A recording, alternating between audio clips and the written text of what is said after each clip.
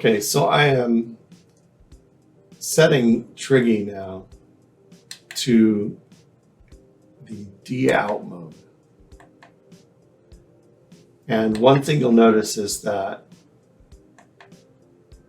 it wants, in addition to knowing that you want to put it in DOUT mode, it wants to know what the default mode should be. In other words, it won't default back to DOUT, because what happens when you're in DOUT mode is that the system is in a very limited mode where all of its mental capacity is spent on interpreting what's coming in on the serial port and quickly representing it out again on the digital port. So when you exit the DOUT mode, it needs to know what mode to go back into.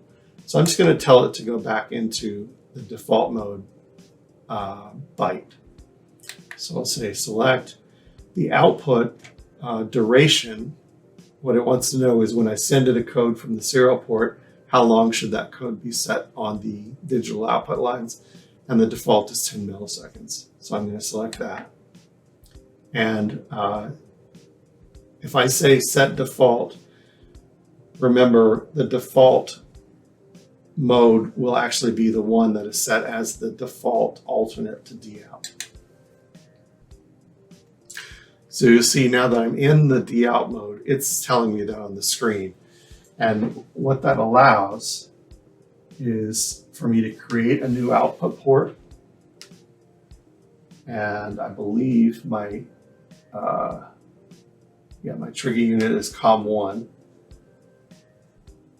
I want to set its properties. It's 115/200 baud rate. It's already set. And then I want to send it a code to test. So when I send a new code, it illuminates this trigger LED. And that's telling you also that it's actually raising a pin number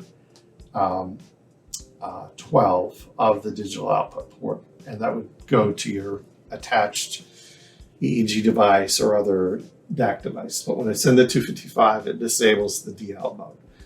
So what you can imagine is that you might want to have an initialization sequence that puts Triggy in the DOUT mode at the beginning of your experiment.